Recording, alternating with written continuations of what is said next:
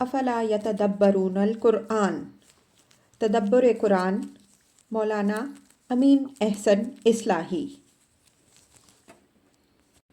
سورہ زخرف آیات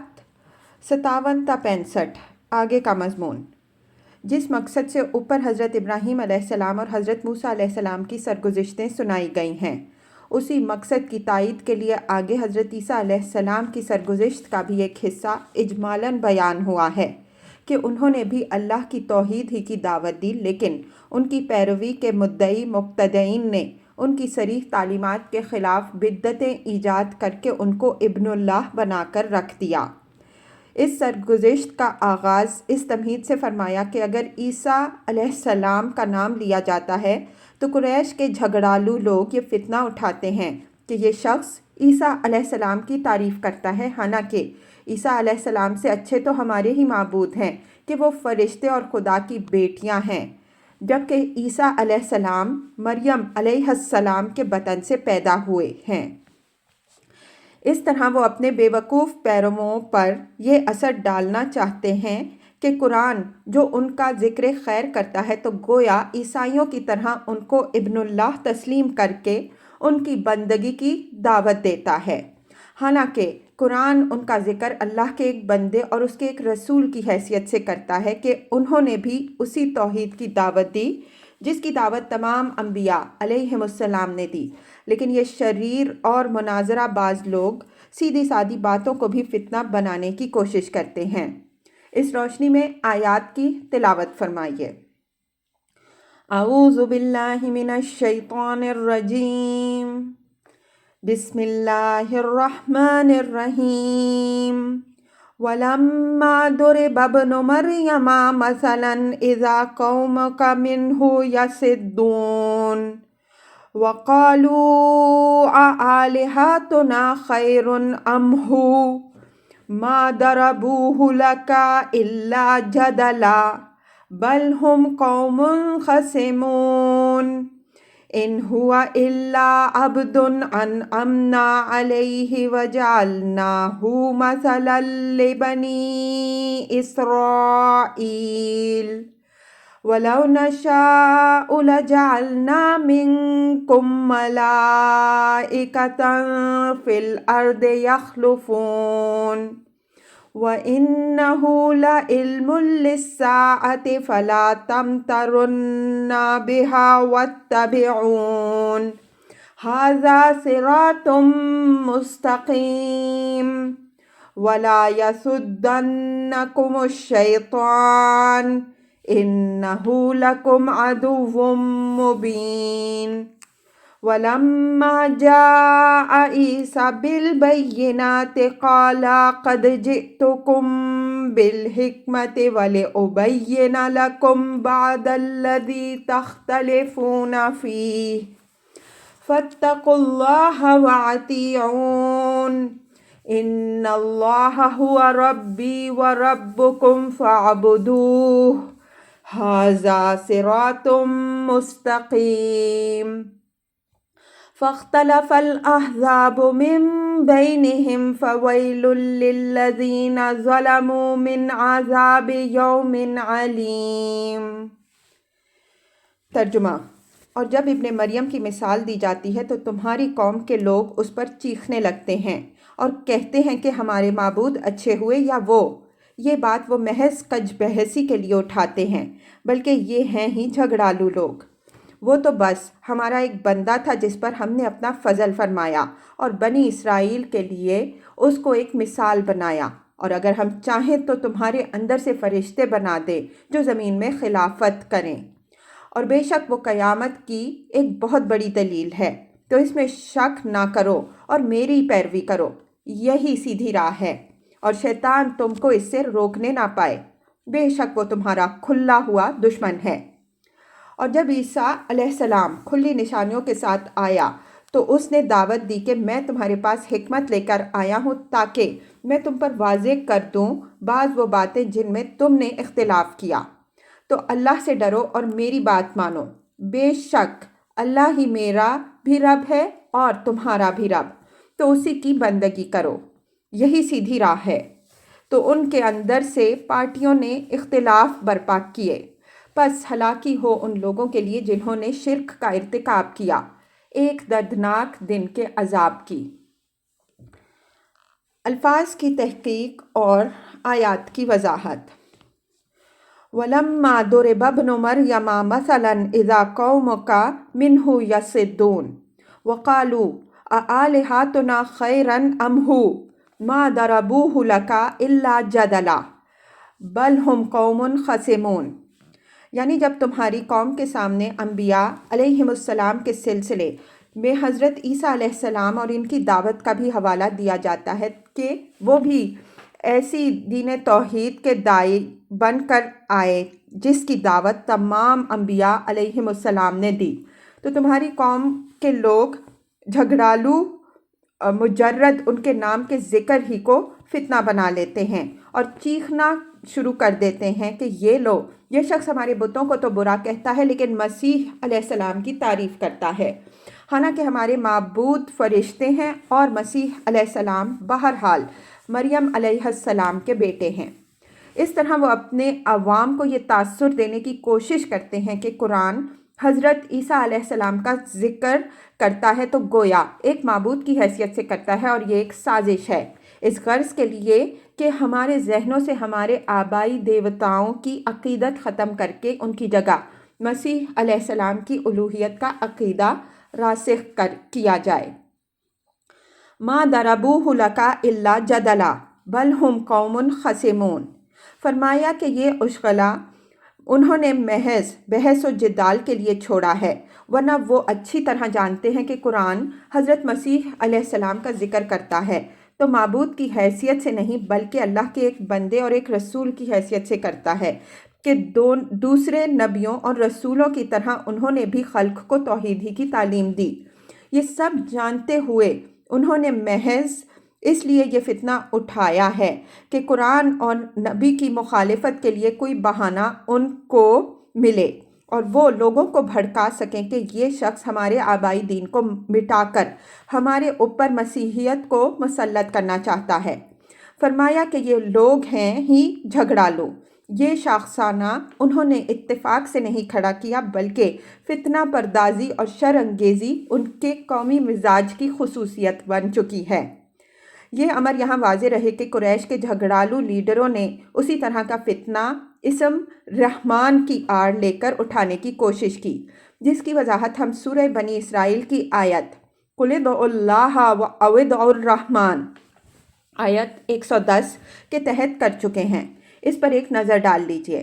اللہ تعالیٰ کے اسم رحمان سے قریش ناواقف نہیں تھے، لیکن اس کا غالب استعمال چونکہ اہل کتاب بالخصوص نصارہ کے ہاں تھا، اس وجہ سے انہوں نے اپنی قوم کو یہ کہہ کر بھڑکایا کہ یہ شخص دوسروں کے عقائد و نظریات ہمارے اوپر مسلط کرنا چاہتا ہے، اور اس کے ثبوت میں انہوں نے دلیل یہ دی کہ جو صحیفہ یہ شخص پیش کر رہا ہے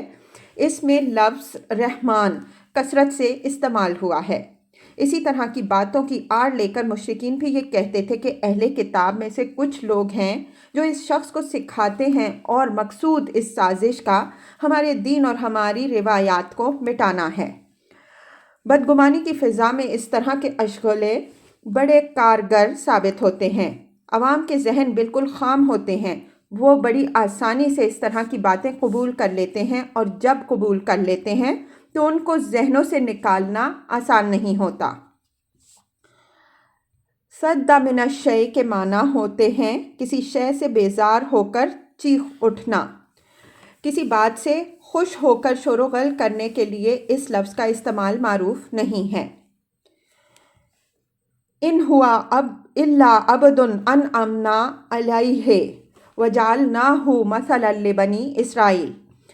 یعنی قرآن ان کی مثال جو پیش کر رہا ہے تو ایک معبود کی حیثیت سے نہیں بلکہ صرف اس حیثیت سے پیش کر رہا ہے کہ وہ اللہ کے ایک بندے تھے جن پر اس نے اپنے خاص فضل فرمایا، اور بنی اسرائیل کے لیے ان کو ایک نمونہ بنایا کہ اللہ کے نزدیک پسندیدہ زندگی کی مثال یہ ہے۔ خاص فضل سے اشارہ ان خصوصیات کی طرف ہے جن کا ذکر قرآن کے دوسرے مقامات میں تفصیل سے ہوا ہے کہ اللہ تعالیٰ نے ان کو بن باپ کے مجرد اپنے کلمہ کن سے پیدا کیا، تائید روح القدس سے ان کو نوازا۔ ابھی وہ گہوارے ہی میں تھے کہ نہایت دانائی اور حکمت کی باتیں کرنے لگے۔ پھر اللہ نے ان کو نبوت اور رسالت کے منصب پر سرفراز فرمایا۔ انہوں نے لوگوں کو حکمت کی تعلیم دی، نہایت حیرت انگیز معجزے دکھائے، اور یہود کی کوئی سازش ان کے خلاف اللہ تعالیٰ نے کامیاب نہیں ہونے دی، یہاں تک کہ یہود اپنے جس کارنامے پر بہت نازاں ہیں کہ انہوں نے جناب علیہ السلام کو سولی پر چڑھایا، قرآن نے اس کی بھی تردید کر دی کہ اس سازش میں بھی وہ کامیاب نہیں ہوئے۔ مثلاً لبنی اسرائیل، یعنی اللہ تعالیٰ نے جناب علیہ السلام کو بنی اسرائیل کے لیے ایک نمونہ اور مثال بنایا کہ اس پاکیزہ مثال کو سامنے رکھ کر وہ اپنی زندگی کے تمام کج پیچ درست کر لیں۔ یوں تو ہر رسول اپنی قوم کی اصلاح کے لیے ایک خدائی کسوٹی ہوتا ہے، اور اس کے اسوہ حسنہ کی پیروی ہی میں قوم کی نجات مضمر ہوتی ہے۔ لیکن حضرت عیسیٰ علیہ السلام کو اللہ تعالیٰ نے ایک خاص نوع کی ولادت اور نہایت کھلے ہوئے معجزات کے ساتھ اس لیے بھیجا کہ بنی اسرائیل، جو اپنے انبیاء کی تمام تعلیمات بھلا کر بالکل اندھے بہرے بن گئے تھے، آنکھیں کھولیں، لیکن وہ ایسے قسی القلب نکلے کہ اس مثال سے بھی انہوں نے کوئی سبق حاصل نہیں کیا، جس کی پاداش میں اللہ تعالیٰ نے ان پر ہمیشہ کے لیے لعنت کر دی۔ وَلَوْ نَشَاءُ لَجَعَلْنَا مِنْكُمْ مَلَائِكَةً فِي الْأَرْضِ يَخْلُفُونَ۔ اوپر مشرکین کا قول نقل ہوا ہے کہ آلہاتنا خیر ام ہو، ہمارے معبود اچھے ہیں یا وہ؟ یہ اسی پر استدراک ہے کہ تم نے اگر مجرد اس بنیاد پر فرشتوں کو معبود بنایا کہ ان کی خلقت ایک اعلیٰ عنصر نور سے ہوئی ہے، یہ کوئی ایسی چیز نہیں ہے جو کسی کو معبود بنا دینے کی دلیل بن سکے۔ اللہ تعالیٰ کی قدرت کا حال تو یہ ہے کہ وہ جس طرح فرشتوں کو نور سے بنا سکتا ہے، اسی طرح چاہے تو وہ خود تمہارے اندر سے فرشتوں کی صفات کے لوگ پیدا کر دے اور وہ زمین میں خلافت کا وہ فرض ادا کریں جو انسانوں کے سپرد ہوا، لیکن یہ بات اللہ تعالیٰ کی حکمت کے خلاف ہے، اس وجہ سے اس نے ایسا نہیں کیا۔ مطلب یہ ہے کہ مجرد کسی کا نور یا نار سے پیدا ہونا یا کسی کا بن باپ کے وجود میں آنا اس کے خدا یا شریک خدا ہونے کی دلیل نہیں ہے۔ اللہ تعالیٰ کی قدرت میں یہ ساری باتیں ہیں،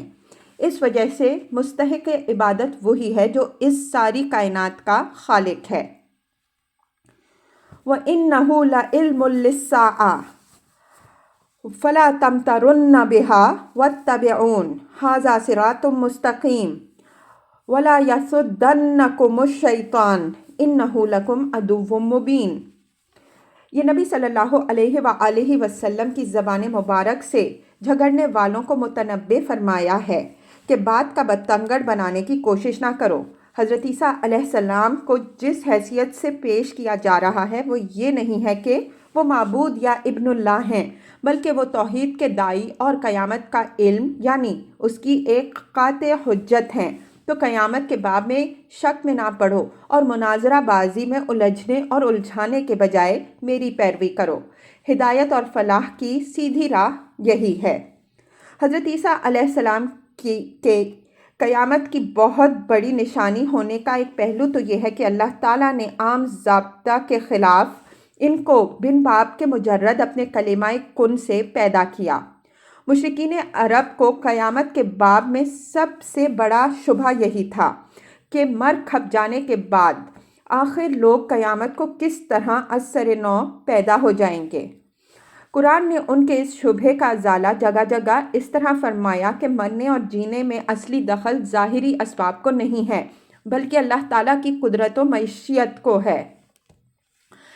یہاں اسی چیز کی طرف اشارہ فرمایا ہے کہ دیکھ لو، پیدائش کا عام ضابطہ تو یہ ہے کہ اولاد باپ اور ماں دونوں کے ازدواجی تعلق سے پیدا ہوتی ہے، لیکن اللہ تعالیٰ نے حضرت عیسیٰ علیہ السلام کو بن باپ کے صرف ماں سے پیدا کر دیا۔ اسی طرح وہ جب چاہے گا لوگوں کو ان کی قبروں سے اٹھا کر کھڑا کرے گا اور اس کو اس میں ذرا بھی زحمت پیش نہیں آئے گی۔ دوسرا پہلو یہ ہے کہ حضرت عیسیٰ علیہ السلام کے ہاتھوں جو معجزے ظاہر ہوئے ان میں احیائے موتا کے معجزے بھی ہیں۔ وہ اللہ تعالیٰ کے حکم سے مردوں کو بھی زندہ کر دیتے تھے اور مٹی سے پرندوں کی مانند مورتیاں بنا کر ان میں پھونک مار کر زندگی پیدا کر دیتے تھے۔ ان کے اس قسم کے معجزات کا ذکر انجیلوں میں بھی ہے اور قرآن میں بھی ان کا حوالہ ہے۔ یہ معجزات اللہ تعالیٰ نے آپ کے ہاتھوں اس لیے ظاہر فرمائے کہ یہود قیامت کے باب میں جس بے یقینی میں مبتلا ہو گئے تھے اور جس کے سبب سے وہ بالکل دنیا کے کتے بن کر رہ گئے تھے، اس سے نکلیں اور از سر نو ایمان و ہدایت کی راہ اختیار کریں۔ تیسرا پہلو اس کا یہ ہے کہ حضرت عیسیٰ علیہ السلام نے آسمان کی بادشاہی اور ابدی زندگی کی منادی جس شان سے کی ہے، یہ بس اسی کا حصہ ہے۔ آدمی اگر انجیلوں میں ان کے وہ مواعظ پڑھے جن میں انہوں نے آخرت کی تذکیر فرمائی ہے تو آخرت کے خوف اور شوق دونوں سے دل لبریز ہو جاتا ہے، بشرطے کہ دل پر یہود کی طرح سیاہی نہ چھا گئی ہو۔ فَلَا تَمْتَرُنَّ بِهَا وَاتَّبِعُونِ هَذَا صِرَاطٌ مُسْتَقِيمٌ، یعنی اس قیامت کے باب میں کسی شک میں نہ پڑو اور میری پیروی کرو۔ میں جس توحید کی دعوت دے رہا ہوں اور جس روز کے جزا و سزا سے آگاہ کر رہا ہوں، یہی زندگی کی صحیح اور سیدھی راہ ہے۔ اس وجہ سے تمہاری فلاح میری پیروی ہی میں ہے۔ اس آیت میں لفظ اتبعونی، میری پیروی کرو، اس بات کی صاف دلیل ہے کہ یہ بات نبی صلی اللہ علیہ وآلہ وسلم کی زبان سے قریش کو کہلائی گئی ہے۔ اگر بات براہ راست اللہ تعالیٰ کی طرف سے کہی گئی ہوتی تو لفظ اتبعونی موضوع نہ ہوتا۔ قرآن میں یہ لفظ جگہ جگہ اپنی مختلف شکلوں میں استعمال ہوا ہے، لیکن کہیں بھی یہ اللہ تعالیٰ کے لیے استعمال نہیں ہوا، اگرچہ یہ خیال پیدا ہوتا ہے کہ یہ بات نبی صلی اللہ علیہ وآلہ وسلم کی زبان سے کہلوائی گئی ہے، تو آیت سے پہلے کل یا اس کے مفہوم کا کوئی لفظ آنا تھا، لیکن یہ خیال صحیح نہیں ہے۔ قرآن میں متعدد مثالیں موجود ہیں کہ اثناء کلام میں کوئی بات حضرت جبریل علیہ السلام کی زبان سے یا پیغمبر صلی اللہ علیہ وآلہ وسلم کی زبان سے یا کسی اور قائل کی زبان سے کہلا دی گئی ہے، اور اس کے ساتھ اس طرح کی کوئی تشریح نہیں ہے کہ قائل کون ہے، صرف قرینہ قائل کو معین کرتا ہے۔ یہاں لفظ اتبعونی اس بات کا واضح قرینہ ہے کہ اس کے قائل حضرت صلی اللہ علیہ وآلہ وسلم ہی ہو سکتے ہیں، اس وجہ سے اس کی تصریح کی ضرورت نہیں ہے۔ وَلَا يَصُدَّنَّكُمُ الشَّيْطَانُ إِنَّهُ لَكُمْ عَدُوٌّ مُّبِينٌ، یہ اس تنبیہ کا حصہ ہے کہ اس امر کو کبھی نہ بھولو کہ شیطان اس صراط مستقیم کا کھلا ہوا دشمن ہے جس کی طرف میں بلا رہا ہوں۔ وہ صاف صاف اللہ تعالیٰ کو یہ چیلنج دے چکا ہے کہ لَأَقْعُدَنَّ لَهُمْ صِرَاطَكَ الْمُسْتَقِيمَ، سورہ اعراف آیت 16۔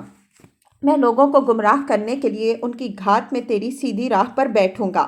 مطلب یہ ہے کہ میری اس تنبیہ کے بعد بھی اگر تم ایک ایسے دشمن سے مار کھا گئے جس کی دشمنی ڈھکی چھپی نہیں ہے تو یہ تمہاری بدبختی کی انتہا ہوگی۔ وَلَمَّا جَاءَ عِیسیٰ بِالْبَیِّنَاتِ قَالَ قَدْ جِئْتُکُم بِالْحِکْمَةِ وَلِأُبَیِّنَ لَکُم بَعْضَ الَّذِی تَخْتَلِفُونَ فِیہ فَاتَّقُوا اللَّهَ وَأَطِیعُونِ۔ یہ حضرت عیسیٰ علیہ السلام کے مقصد بعثت اور ان کی دعوت کی طرف اشارہ ہے کہ وہ اللہ تعالیٰ کی نہایت واضح نشانیوں کے ساتھ آئے اور بنی اسرائیل کو دعوت دی کہ میں تمہارے پاس کوئی نیا دین نہیں بلکہ وہی دین لے کر آیا ہوں جس کی تعلیم حضرت موسیٰ علیہ السلام نے دی۔ البتہ حکمت دین جس سے تم نے اپنے کو محروم کر لیا ہے وہ لے کر آیا ہوں، تاکہ تم میں ایمانی زندگی پیدا ہو اور تاکہ بعض ان اختلافات میں امر حق واضح کروں جن میں تم مبتلا ہو گئے۔ قرینہ دلیل ہے کہ وَلِأُبَیِّنَ کا معطوف علیہ معزوف ہے، ہم نے اس کی وضاحت کر دی۔ یہ امر یہاں واضح رہے کہ حضرت عیسیٰ علیہ السلام کسی نئی شریعت کے داعی نہیں تھے، بلکہ وہ تورات ہی کے مصدق بن کر آئے تھے۔ البتہ انہوں نے حکمت یعنی روح دین اور مغز دین سے بنی اسرائیل کو آشنا کرانا چاہا، لیکن انہوں نے اس کی کوئی قدر نہیں کی، بلکہ اپنی اس ظاہر پرستی میں مبتلا رہے جس میں مبتلا تھے، جس کا نتیجہ یہ نکلا کہ اصل دین تو ان کے اندر سے غائب ہو گیا۔ البتہ کچھ رسوم رہ گئے جن کو ادا کر کے وہ مطمئن ہو جاتے تھے کہ اللہ اور اس کے دین کے تمام حقوق سے وہ سبکدوش ہو گئے۔ اگر دین کی حکمت غائب ہو جائے، صرف رسوم اور الفاظ باقی رہ جائیں، تو اس کا ایک لازمی نتیجہ یہ بھی نکلتا ہے کہ دین کے اندر طرح طرح کے اختلاف اٹھ کھڑے ہوتے ہیں جن کو دور کرنا ناممکن ہو جاتا ہے۔ یہود بھی حکمت دین سے محروم ہو جانے کے بعد اسی فتنہ میں مبتلا ہو گئے۔ حضرت عیسیٰ علیہ السلام نے تعلیم حکمت کے ذریعے سے ان کے ان مذہبی اختلافات کو دور کرنا چاہا، لیکن یہود نے اس حکمت کی قدر نہیں کی، جس کا نتیجہ یہ نکلا کہ ان کے اختلافات برابر بڑھتے ہی رہے، یہاں تک کہ وہ اپنے اس انجام کو پہنچ گئے جو ان کی ان ناقدریوں کا لازمی نتیجہ تھا۔ ان اللہ هو ربی و ربکم فاعبدوہ ھذا صراط مستقیم۔ بعینیہ یہی مضمون صرف ایک لفظ کے معمولی فرق کے ساتھ آل عمران آیت 51 میں بھی گزر چکا ہے، وہاں ہم اس کی پوری وضاحت کر چکے ہیں۔ یہ حضرت عیسیٰ علیہ السلام کی اصل دعوت کا بیان ہے کہ انہوں نے بھی دوسرے تمام نبیوں اور رسولوں کی طرح توحید ہی کی دعوت دی، اپنی یا کسی اور کی بندگی کی دعوت نہیں دی۔ آل عمران کی محول بالا آیت کے تحت ہم یہ واضح کر چکے ہیں کہ انجیلوں میں جو یہ آتا ہے کہ میرا باپ اور تمہارا باپ، اسی کی تعبیر قرآن نے ان اللہ ہوا ربی و ربکم کے الفاظ سے فرمائی ہے۔ وہ اللہ تعالیٰ کو جس معنی میں اپنا باپ کہتے ہیں، اسی معنی میں دوسروں کا باپ بھی کہتے ہیں، اور تنہا اسی کو سزاوار عبادت سمجھتے ہیں۔ یہ حقیقت بھی آل عمران کی تفسیر میں واضح ہو چکی ہے کہ لفظ اب عبرانی میں باپ کے معنی میں بھی آتا ہے اور رب کے معنی میں بھی آتا ہے، اور مشترک الفاظ کی طرح اس کا مفہوم موقع و محل متعین کرتا ہے۔ ھذا صراط مستقیم یعنی خدا تک پہنچنے کی سیدھی راہ یہی ہے۔ اگر کسی اور کو خدا کا شریک بنا دیا جائے تو یہ سیدھی راہ کج یا مسدود ہو جاتی ہے۔ فاختلف الاحزاب من بینہم فویل للذین ظلموا من عذاب یوم علیم۔ یعنی حضرت عیسیٰ علیہ السلام نے دعوت تو نہایت واضح اور قطعی الفاظ میں توحید کی دی، لیکن ان کی امت کے اندر سے مختلف گروہوں نے مختلف مذہب اختیار کر لیے۔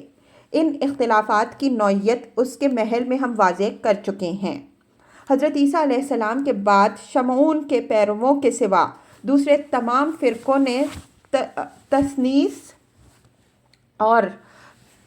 کفارہ وغیرہ کے طریقے ایجاد کر کے حضرت عیسیٰ علیہ السلام کی تعلیم توحید کا بالکل خاتمہ کر دیا۔